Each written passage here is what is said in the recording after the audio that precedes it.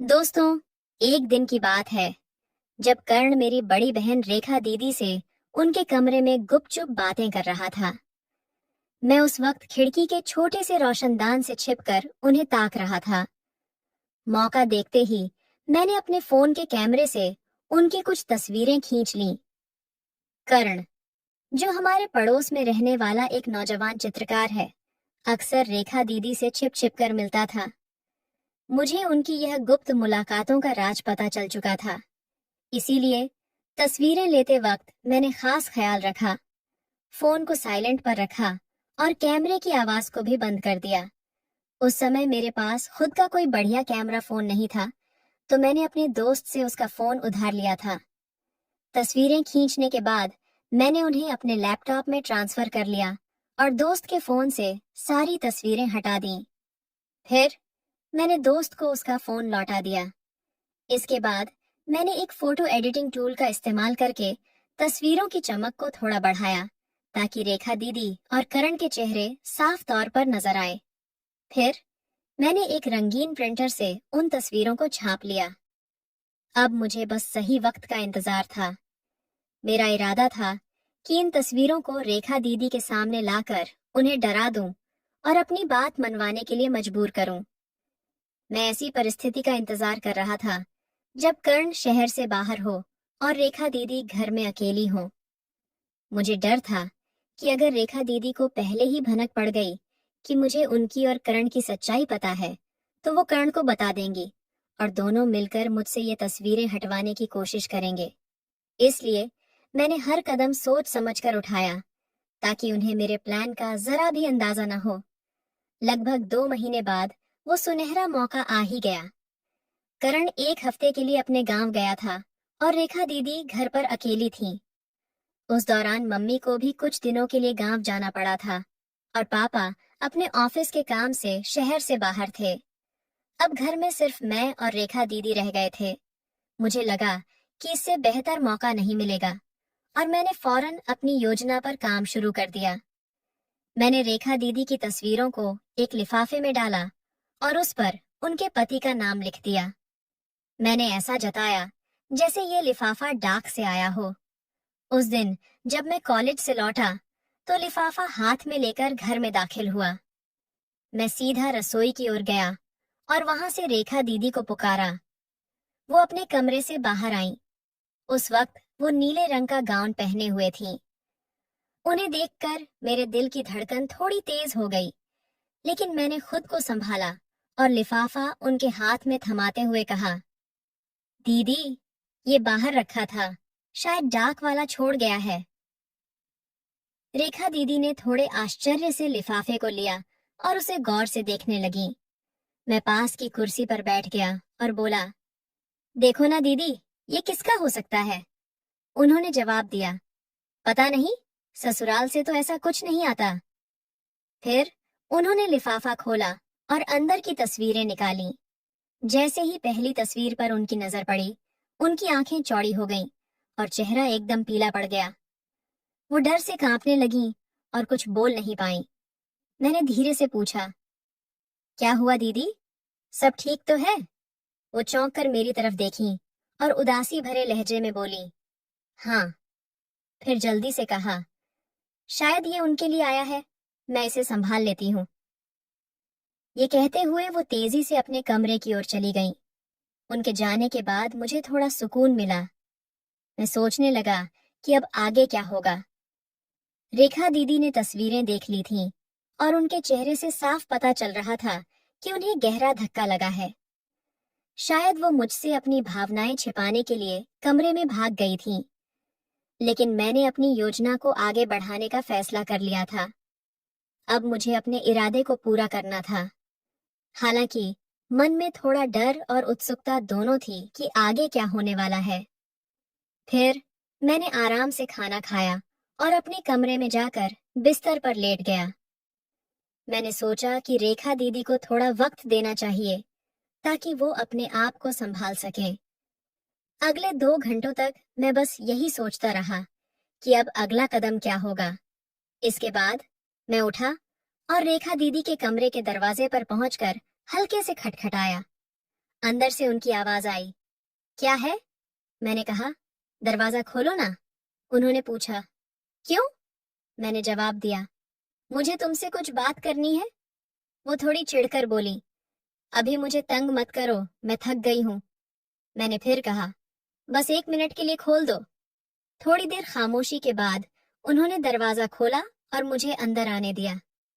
वो बिस्तर पर बैठ गईं और थके हुए अंदाज में बोली, जल्दी बोलो, मेरा सिर फट रहा है, मुझे आराम करना है। मैंने चिंता जताते हुए कहा, दीदी, तबीयत खराब है क्या? उन्होंने गुस्से से कहा, मैं ठीक हूँ, जो कहना है वो जल्दी कहो। मैंने कहा, मेरे फोन में कुछ तस्वीरें हैं जो मैं तुम्हें दिखाना चाहता हूँ।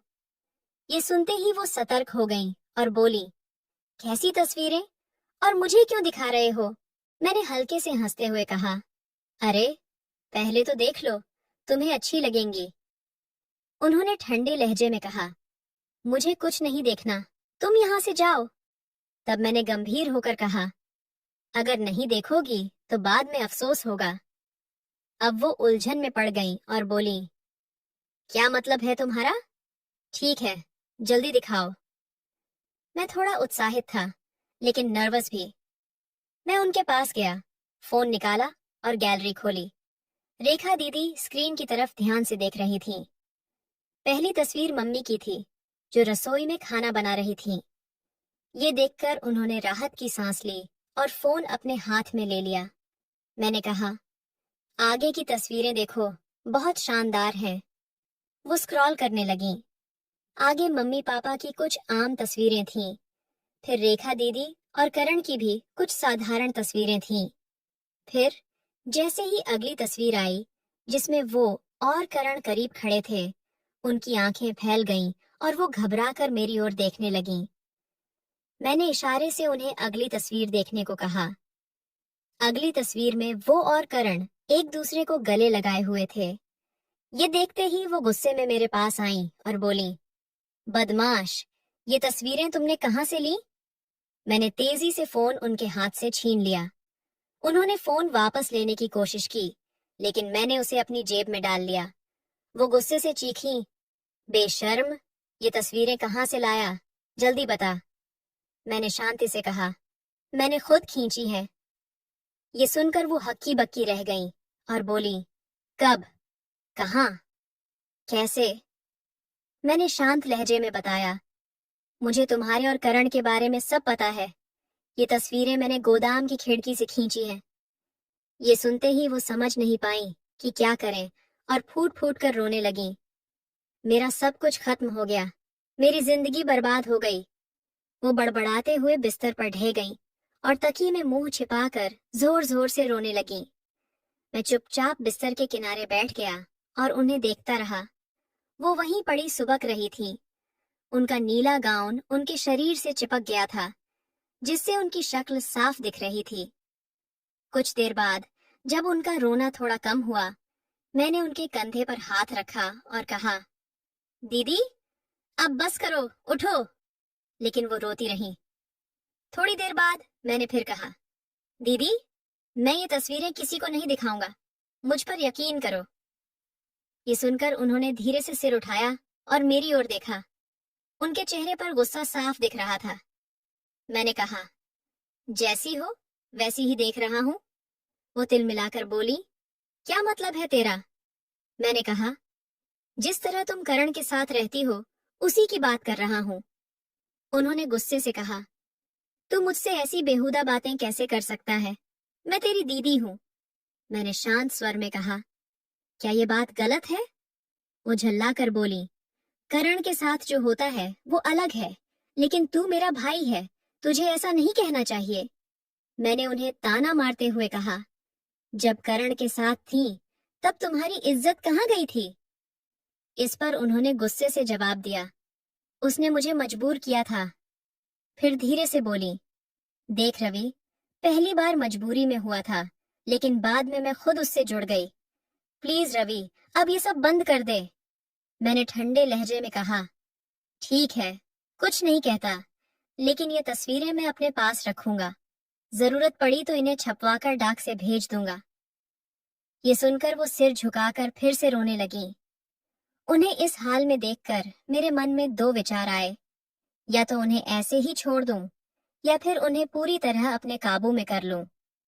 कुछ देर रोने के बाद उन्होंने सिर उठाया और आंसुओं से भरी आंखों से बोली, रवि, मैं तेरी बहन हूं, तू मेरे साथ ऐसा क्यों कर रहा है? मेरी जिंदगी तबाह हो जाएगी। मैंने सख्त लहजे में कहा, ये सब सोचना तुझे करण के साथ जाने से पहले चाहिए था। वो सुबकते हुए बोली, पहली बार मजबूरी थी, मैं लाचार थी। मैंने साफ पूछा, लेकिन बाद में तो तू अपनी मर्जी से उसके साथ थी, इसमें मेरा क्या कसूर? उन्होंने सफाई दी, रवि, तेरे जीजू बाहर रहते हैं, मेरी भी अपनी जिंदगी है, अपने सपने हैं, तू ऐसा क्यों कर रहा है? मैंने तंज कसते हुए कहा, वाह दीदी, तो इसका मतलब तू किसी के भी साथ रह सकती है। उन्होंने फिर वही कहा, उसने मुझ पर जोर डाला था। मैंने तीखे स्वर में पूछा, तो क्या, अगर मैं भी ऐसा करूं तो? वो गुस्से से चिल्लाई, रवि, तू बहुत गंदी बात कर रहा है, तुझे शर्मिंदगी महसूस करनी चाहिए। मैंने कहा, जो सच है वही बोल रहा हूं। वो बोली, भाई ऐसा नहीं करते। मैंने जिद पकड़ते हुए कहा, भाई बहन का रिश्ता तो तुझ में रहा ही नहीं, अगर होता तो तू ऐसा न करती। जब उसने जबरदस्ती की तब तुझे मुझे बताना चाहिए था। इस पर वो रोते हुए बोली, भाई, मैं मर जाऊंगी। मैंने सख्ती से कहा, दीदी, इससे कुछ नहीं बदलेगा, सच तो सामने आएगा ही। फिर वो रोते हुए बोली, तू मुझसे बदला ले रहा है, इसलिए ये सब कर रहा है। मैंने कहा, मान ले ऐसा ही है, बहन है तो क्या, जब तू किसी और के साथ रह सकती है तो मुझे क्यों रोकती है? अब वो और जोर से रोने लगी। उन्होंने अपना चेहरा हाथों में छिपा लिया और सिसकियां भरने लगीं। लेकिन मैं अपने इरादे से टस से मस नहीं हुआ, क्योंकि मैं पीछे हटने वाला नहीं था। करीब 20 मिनट बाद उन्होंने रोना बंद किया और मेरी तरफ देखते हुए बोली, तू सचमुच मुझसे वो मांग रहा है जो अनमोल है? मैंने कहा, हाँ दीदी, अगर तू चाहती है कि ये तस्वीरें किसी को न दिखें तो तुझे मुझे देना होगा। वो बोली, लेकिन रवि, तू मेरा भाई है। हे भगवान, मैं क्या कर रही हूँ? और वो फिर से रो पड़ी। मैंने शांत स्वर में कहा, दीदी, ये सब तेरे अपने की का नतीजा है। अगर तू चाहती है कि ये बात छिपी रहे तो तुझे पैसे देने होंगे। उन्होंने थोड़ा सोचा और बोली, ठीक है, मैं दूंगी, लेकिन रवि, ये गलत है। मैंने अपना फैसला सुनाया, दीदी, तू जैसी है वैसी ही रहेगी। मुझे बस करण के साथ तुझे देखकर गुस्सा आता था, लेकिन अब जो मैं चाहता हूँ वही होगा। उन्होंने समझाने के लहजे में कहा, रवि, जवानी में कुछ ख्याल आना स्वाभाविक है, लेकिन ऐसा करना ठीक नहीं। मैंने ठंडे स्वर में कहा, मुझे कोई फर्क नहीं पड़ता। पहले ये तेरी मर्जी के खिलाफ था, लेकिन अब नहीं है। वो गुस्से से बोली, तू मेरा भाई है, ऐसी बातें कैसे कर सकता है? मैंने थोड़ा तेज आवाज में कहा, जैसे तूने करण के साथ किया, पहले मना किया, फिर खुद मान गई, मतलब तुझे सब पता था। अब वो थोड़ा संभल चुकी थी। उनकी बातों में रुकावट थी, लेकिन लग रहा था कि उन्होंने सच को स्वीकार कर लिया है। मैंने हल्की मुस्कान के साथ कहा, हाँ, मुझे शुरू से सब पता था। वो शक भरी नजरों से बोली, मतलब तू शुरू से मेरे पीछे पड़ा था? मैंने कहा, कुछ ऐसा ही समझ ले, और ये तस्वीरें मेरे पास सबूत की तरह रहेंगी। अगर तुझे लगता है कि मैं इन्हें तुझे दे दूंगा तो ये भूल मत करना। वो घबरा कर बोली, प्लीज रवि, इन्हें जीजू को मत भेजना। मैंने पूछा, तो तैयार है ना? उन्होंने हार मानते हुए कहा, मेरे पास और कोई चारा है क्या? मैंने कहा, बिल्कुल नहीं, तुझे तैयार होना ही पड़ेगा। फिर मैंने धीरे से उनका हाथ अपने हाथ में लिया। उन्होंने मेरे हाथ की ओर देखा, फिर मेरी आंखों में देखा। हम दोनों एक दूसरे को घूर रहे थे। उनकी आंखें लाल थीं और चेहरा सूजा हुआ था, लेकिन वो मुझे हमेशा की तरह आकर्षक लग रही थीं। थोड़ी देर की चुप्पी के बाद उन्होंने मेरे हाथ पर अपना हाथ रखा और बोली, रवि, मैं तैयार हूँ, लेकिन मुझे थोड़ा वक्त चाहिए। ये कोई छोटी बात नहीं है। मैं इसके लिए अभी तैयार नहीं हूँ। मुझे थोड़ा समय दे। मैं बहुत थक गई हूँ। उनकी बात सुनकर मैं सोच में पड़ गया। फिर सोचा, उन्होंने हाँ तो कह ही दी है। अगर उन्हें थोड़ा आराम करने दूं, तो क्या बिगड़ जाएगा? इससे वो मानसिक रूप से तैयार भी हो जाएंगी। मैंने कहा, ठीक है दीदी, तुम आराम कर लो। मैं 2 घंटे बाद आता हूँ, लेकिन तब कोई बहाना नहीं चलेगा। फिर वो करवट लेकर तकिए में मुंह छिपा ली। मैं चुपचाप कमरे से बाहर निकल गया। बाहर आते ही मैं खुशी से उछल पड़ा। मेरा मकसद पूरा हो गया था। तभी उनके कमरे से आवाज आई, रवि, रुक जा। मैंने मुड़कर पूछा, क्या हुआ दीदी? वो बोली, इन तस्वीरों का क्या करेगा? मैंने हंसते हुए कहा, पहले सब ठीक से हो जाए, फिर मैं खुद इन्हें डिलीट कर दूंगा। वो बोली, कोई देख लेगा तो? मैंने कहा, कोई नहीं देखेगा। मैंने इन्हें अच्छे से छिपाया है, तुम फिक्र मत करो। उन्हें ये भरोसा देकर मैं बाहर निकल गया। फिर मैं अपने कमरे में गया और बिस्तर पर लेटकर सोचने लगा कि रेखा दीदी को कैसे संभालना है। करीब 1.5 घंटे बाद मैं उठा, नहाया और आरामदायक कपड़े पहन लिए, एक ढीली टी शर्ट और शॉर्ट्स। फिर मैं उनके कमरे की ओर बढ़ा। दरवाजा बंद था। मैंने हल्के से धक्का दिया और अंदर चला गया। अंदर जाकर मैंने देखा कि रेखा दीदी बिस्तर पर लेटी थीं। उनकी आंखें बंद थीं, लेकिन वो सोई नहीं थीं। वो मेरा इंतजार कर रही थीं।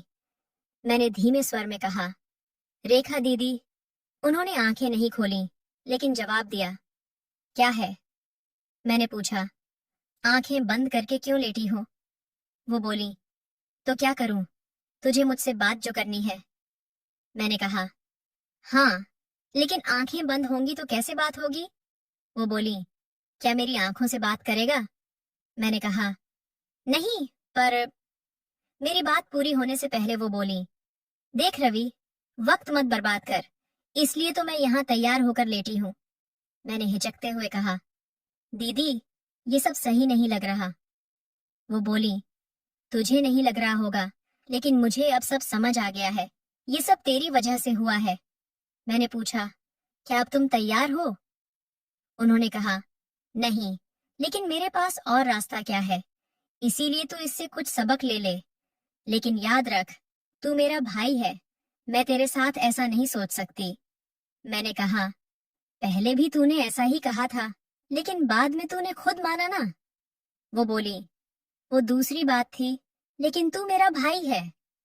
मैंने सोचा और कहा, ठीक है दीदी, अगर तुझे ठीक नहीं लगता तो छोड़ दे। मैं फिर कभी इस बारे में नहीं बोलूंगा, लेकिन अगर तू कोशिश करेगी तो शायद तुझे भी अच्छा लगे। इस पर वो चुप रही। मैं उन्हें मनाने की कोशिश करता रहा।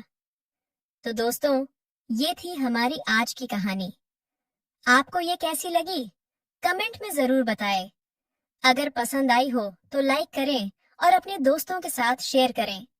ऐसी ही रोमांचक कहानियों के लिए हमारे चैनल को सब्सक्राइब करें और बेल आइकन दबाना न भूलें, ताकि आप कोई भी कहानी मिस न करें। धन्यवाद।